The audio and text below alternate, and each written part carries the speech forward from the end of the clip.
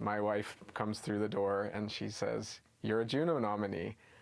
And I probably stared at her for 30 seconds in disbelief because I wasn't comprehending what she said. Josh Sahunta sharing the moment he found out he would represent Edmonton at this year's JUNO Awards. The independent singer-songwriter's latest project, titled To Be Loved Volume 1, has made him a finalist for Adult Contemporary Album of the Year.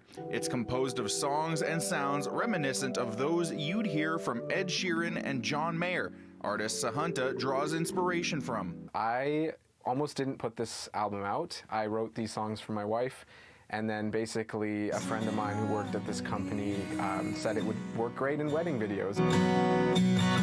I don't know who I am this year.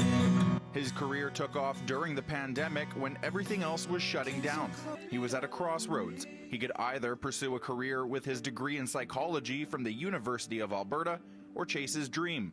A few years later, that dream is his reality thanks to his in-home music studio that allowed him to keep making music for companies and artists. Now, his work appears in thousands of videos and several Netflix shows, including Love is Blind. From it be featured in Logan Paul's engagement video, which was the #1 trending video on YouTube when it came out, to now being nominated for a JUNO, it's just kind of crazy to think that I almost didn't release it. He says while Edmonton may not have the same networking opportunities as major cities like New York and Los Angeles, it still has its advantages. There's less competition and more grant funding up for grabs from governments and businesses, highlighting an abundance of financial and moral support from the city of Edmonton and its arts community. Edmonton has a lot of different opportunities that artists can tap into. For example, Alberta Music, they're always putting on workshops, they're always putting on grants and different events and festivals. Sahunta believes getting involved with the local community will help up-and-coming artists expand their network and form relationships, which can help them get to the right places at the right times.